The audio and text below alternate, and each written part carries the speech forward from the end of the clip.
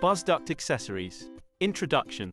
A few important accessories of the busduct, which form the majority of the metal-enclosed bus, are discussed. Many of them are also common to isolated phase bus. The selection and sizing of the enclosure, conductor, and insulation system will define the performance criteria of a busduct. The contribution of the accessories to deliver the performance after its installation is equally important. Seldom is any importance attached to the proper selection, sizing, and location of accessories in the busduct. While some of the accessories can be standardized, others will depend upon the specifications and layout. The prominent accessories are conductor expansion joint, enclosure expansion joint, fire stops, disconnecting links, seal boots and sleeve, anti-condensation heaters, filters, breathers and drain plugs, tap-off boxes, support structure. Conductor expansion joints.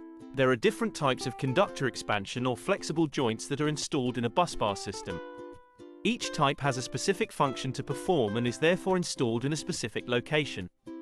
These are expected to compensate for variations in length due to thermal expansion or contraction, movement of the conductor during abnormal operating conditions such as short circuit, variation due to minor foundation settlement of connected equipment, minor misalignment due to dimension tolerance.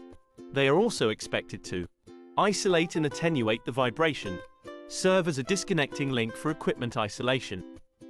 Copper laminates. Laminated copper flexibles are the most reliable connections between the bus and the interfacing terminal of the equipment such as the generator, transformer, and switchgear. These are sturdy and can withstand much higher temperatures. The shape of the laminate depends upon the terminal disposition, air clearances, and availability of space when multiple laminates are required to be installed in parallel on the same phase.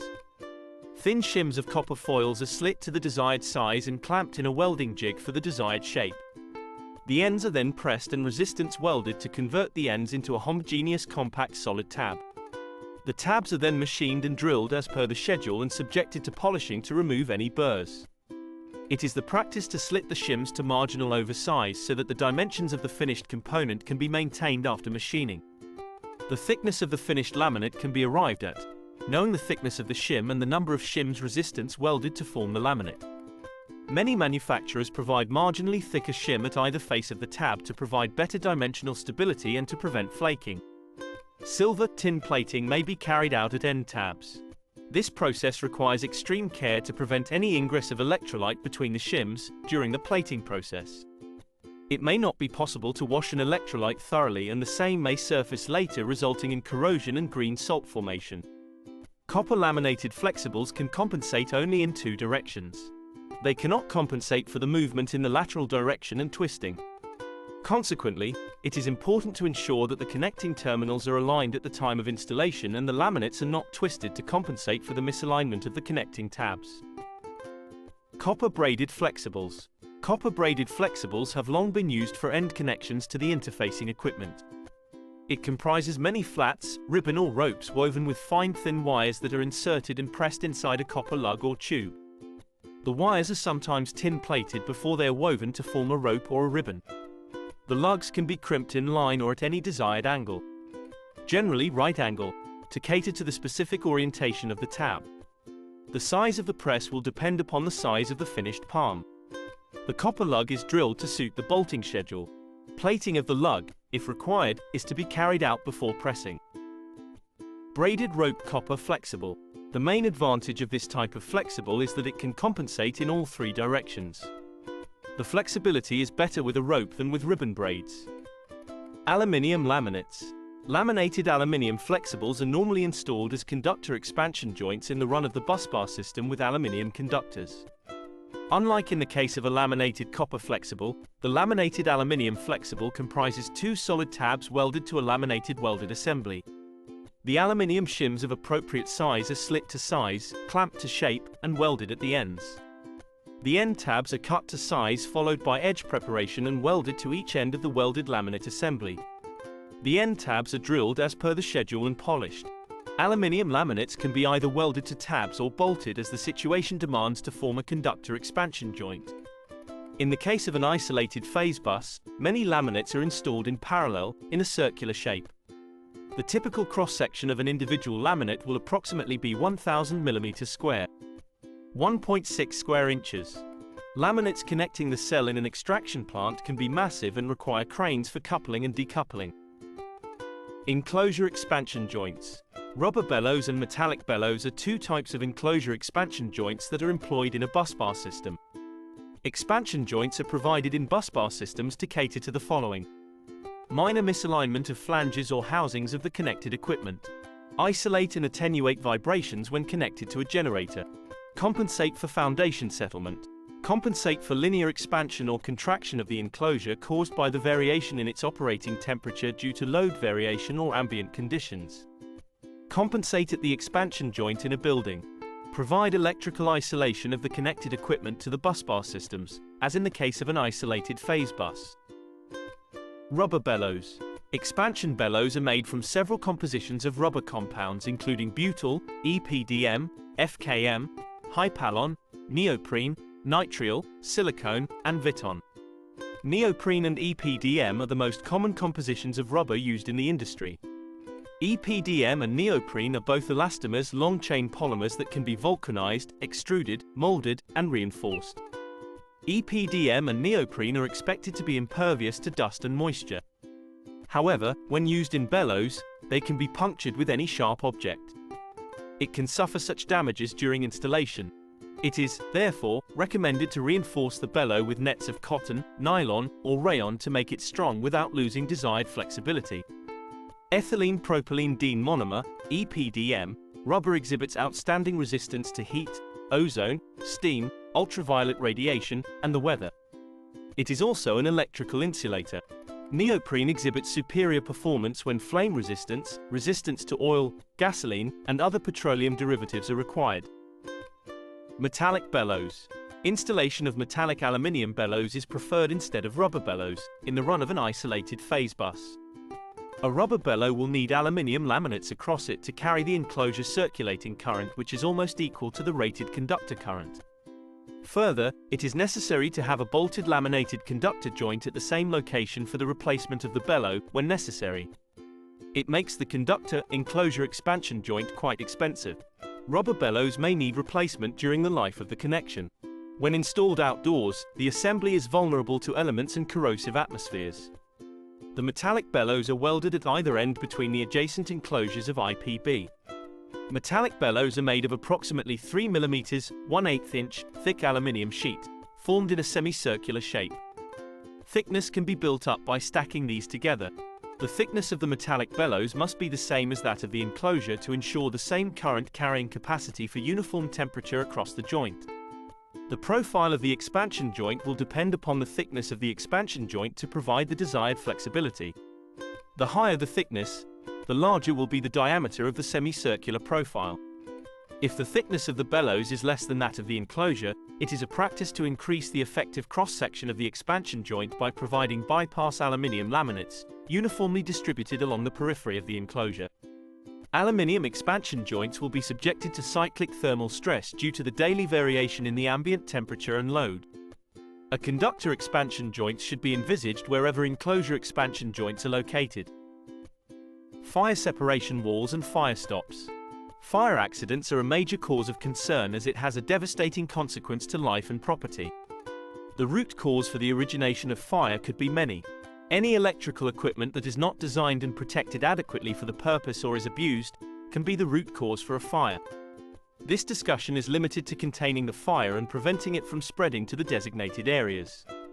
Metal enclosed air insulated bus, as with any other duct such as a ventilation duct, can facilitate in the propagation of smoke and fire from one location to another. The propagation is faster when the configuration is vertical, aided by the chimney effect. There have been instances when the smoke from the fire on generator transformer, traveling to the generator terminals through the isolated phase bus, have damaged the generator. Whenever a bus duct crosses a wall that separates two ambient areas, an opening is provided on the wall for the crossing. It is recommended that the opening and embedment, if any, be designed in consultation with the manufacturer of the bus duct. The manufacturer of the bus duct will supply a wall frame assembly to suit the opening and embedment with the necessary components to meet the specification requirements. Many terminologies on this subject are loosely used in the industry. It is, therefore, important to have a clear understanding of these. Fire separation walls. These are walls that are installed to separate the building from vulnerable equipment. A wall separating the transformer from the building falls under this category. It is a practice to install a fire partition wall close to a generator transformer and building and between the single-phase generator transformers of a delta-connected system. These are concrete walls that are expected to contain an explosion within a confined area. Fire stops. An opening with embedment is provided by the project authorities on the wall for entry of busduct. The size of the opening shall be, as suggested by the manufacturer of the busduct, and kept to a minimum. To prevent the propagation of fire, two separate areas must be sealed. Disconnecting link. Disconnecting links are installed on conductors for any of the following considerations. To isolate a section of the conductor when the other section remains energized or earthed. Such a situation arises when commissioning equipment or when a load has to be fed to a tap-off from an alternate source. To facilitate installation, replacement of installed components such as ring-type current transformers in the run of a busbar system. To isolate the connected equipment for maintenance or replacement. Several times the flexibles connected to the equipment at the terminating end also act as disconnecting links. However, care should be taken to ensure necessary air clearances for isolation and earthing for the rated basic insulation level. The isolating distance between the conductors, when the disconnecting link has been removed, is very important. It depends upon the rated voltage and bill of the system.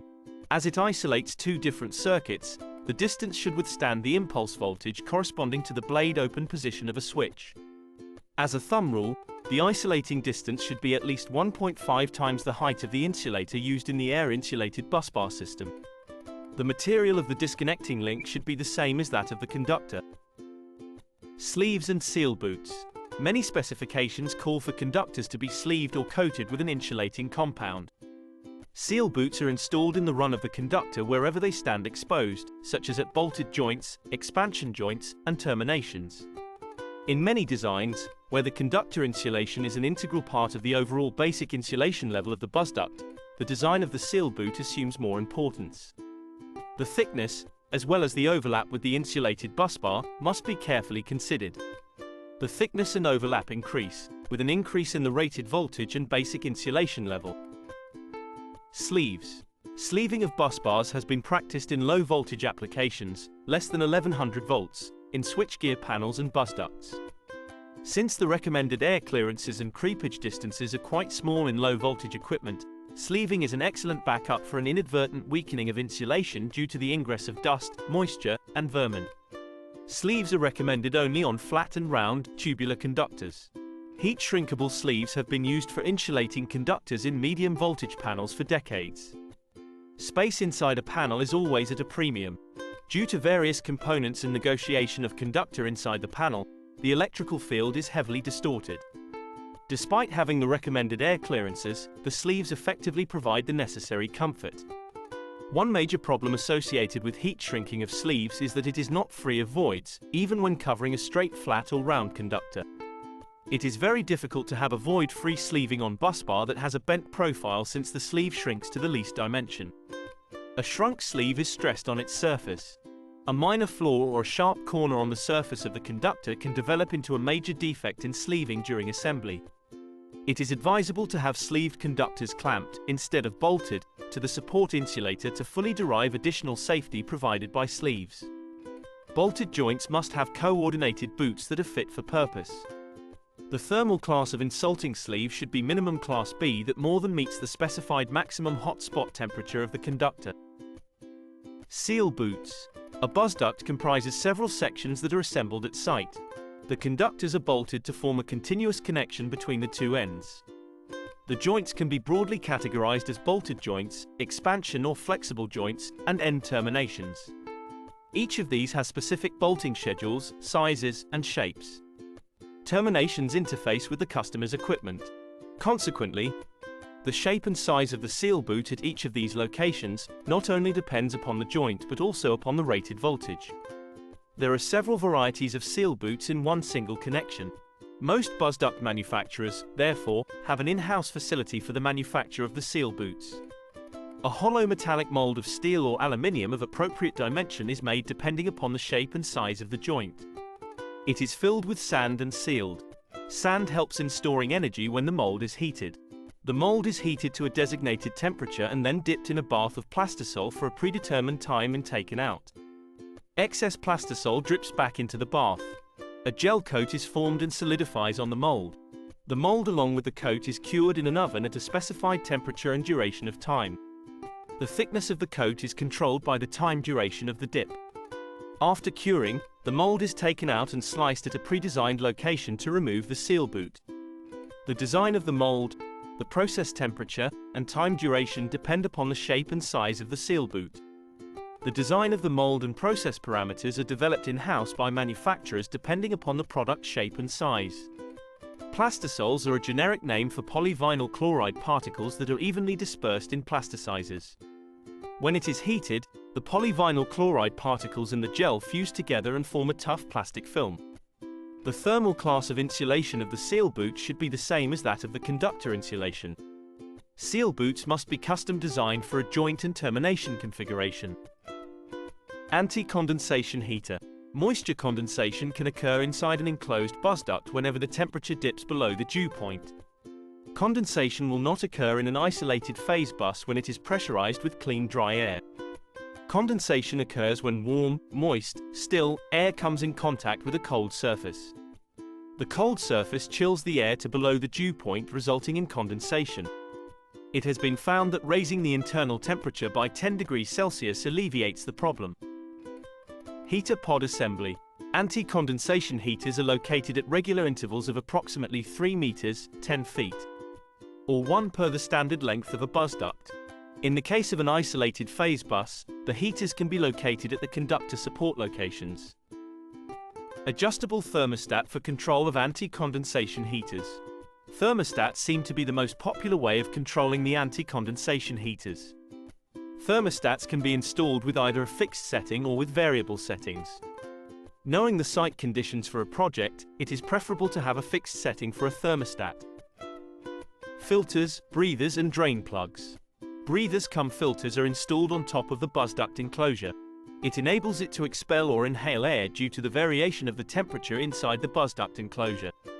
Sometimes, a container with dry silica gel is attached to prevent the ingress of moisture into the enclosure.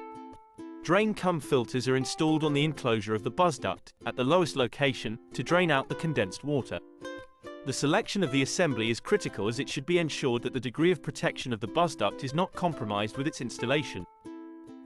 Breather drains are available that, when fixed at the bottom, perform both the functions. Breather drains that can breathe 0.2 cubic feet of air per minute at atmospheric pressure and discharge 50 cubic centimeters of water per minute are available in the market. Breather drains are manufactured up to a degree of protection of IP68. Breather with silica gel dryer. Installation of breather with silica gel dryer has been in practice for decades.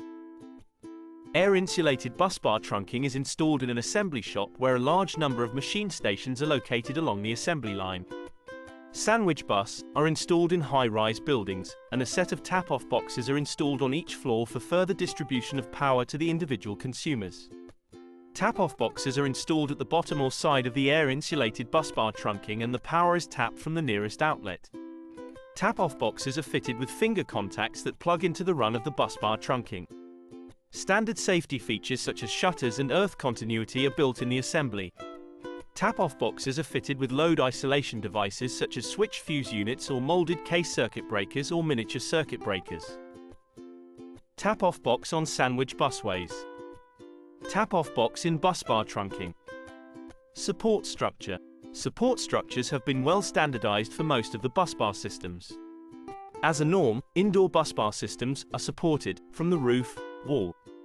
The outdoor support structures are project-specific. These are fabricated out of rolled sections comprising I-beams, channels, and angles. Outdoor support structures along with the hardware are hot-dip galvanized and may be painted for additional protection. Provision shall be made for earthing each column to the station earth grid. Indoor support structures for isolated phase bus and gas-insulated bus are also fabricated from rolled sections and are supported by adjustable hanger rods or rolled sections. Profiles of an indoor support structure for non-segregated and segregated phase bus, sandwich bus, cast resin bus, solid insulated bus, and cable bus are mostly standardized by the manufacturers. The profiles are made from formed galvanized steel that offer flexibility for installation. Manufacturers also use specific formed profiles to facilitate clamping of the busbar system enclosures. These profiles are cut to the required size in the factory and a protective coat is applied at the exposed area post-fabrication. Additional environmental protection may be provided by painting or coating. Aluminium extrusions are also used as support members. Sandwich bus, that are installed vertically in multi-storied buildings, have spring-loaded supports at each location. Such an arrangement ensures that the load of the vertical section is uniformly supported on each floor. Further, such arrangements cater to the linear expansion of the busways due to load and ambient temperature variation. Mr. Balachandran graduated with a bachelor's degree, B.Tech, in electrical engineering from the Indian Institute of Technology, Madras, India, in 1967, and obtained a master's degree, M.E., in power engineering from the Indian Institute of Science, Bangalore, India, in 1970. He is a Fellow of the Institution of Engineers, FIE-India, Fellow of Institution of Engineering Technology and Chartered Engineer, FIET-UK, and Life Senior Member of the Institution of Electrical and Electronics Engineers, IEEE-US. He was the Founder Director of Power Gear Limited and Busbar Systems, India, Limited. He has worked in manufacturing industries in India and the UK and is currently an advisor. He has engineered several busbar systems that have been manufactured and installed in various countries, including isolated phase bus for the largest hydroelectric power plant, 26 by 800 megawatts, at the Three Gorges project in China. During his professional career, he has developed and tested a range of bus products and their accessories. His area of interest also includes switchgear, instrument transformers, and power system analysis. The book, An Introduction to Busbar Systems, authored by V. Balachandran, is case-bound, hardcover, size A4, 386 pages, printed on 100 GSM glossy paper. Copies of the book can be purchased with a requisition to Bala at busbarsystems.net. Black and white version of the book is for sale in India, Afghanistan, Bangladesh, Bhutan, Nepal, Pakistan, and Sri Lanka at a cost of 4,500 Indian rupees plus freight. Color version of the book is for sale in all other countries at a cost of US $126.00 plus freight.